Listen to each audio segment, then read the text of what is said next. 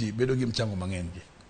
To koro kaka jagoro maduong' ka dang' nyisi ni koro mondo miler na jopiny ni ang'o maduwer ni mondo tim mondo wach mar ng'anyo ni kik timre pile ka pile. Sekwano mokwongo ni Health Service Commission, mar ariyo sewacho wach mar msara. Ang'o maduwer ni mondo mi otimre kadhi mbele?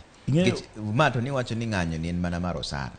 Ntiere moro be manun godo mar CBA, Collective Bargaining Agreement. Mapod bobiro. Nyiso ni pod ntiere ng'anyo moro be mbele ka. Ng'anyo mabiro mar CBA ok en kata mar jothieth. Obiro ng'anyo mabiro ne jopiny.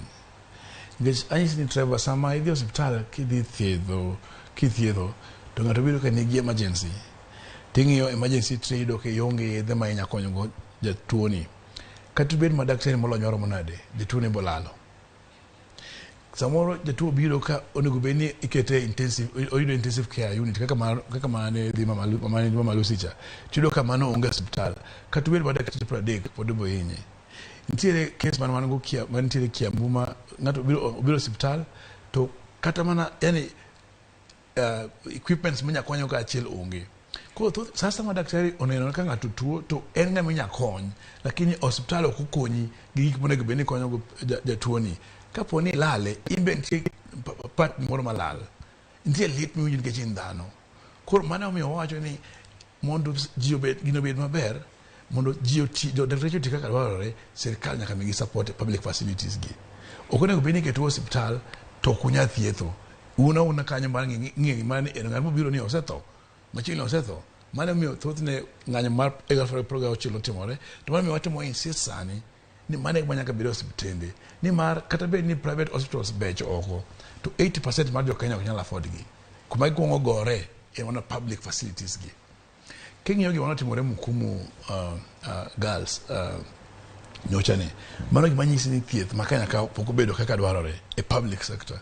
Nikech magi king'iyo ka outbreak otimore,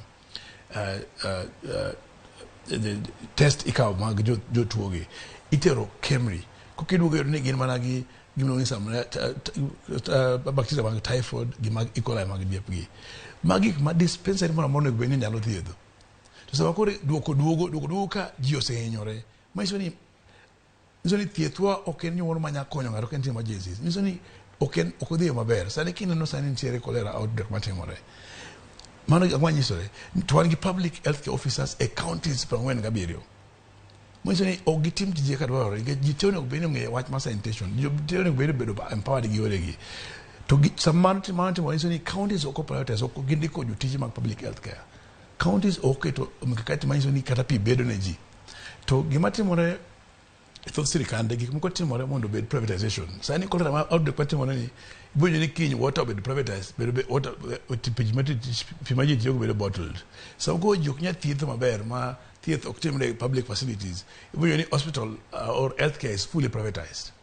The same way wache mag somo machon ne ji ong'e ni public schools maber ma ji ne dhi national and dhi. Sirkal kete mokoro ok tim maber, to ji privatization maber dhi mbele, academies mawede. Koro gik matimore thothne gi ka ji ok owuoye ma ji piny ok ong'iyo mondo otang'go, to iyudo ka jok moketo ni telonwa gi ema actually yawo private facilities madhi kawo ji. To jopiny ma koro ywak nu mawacho ni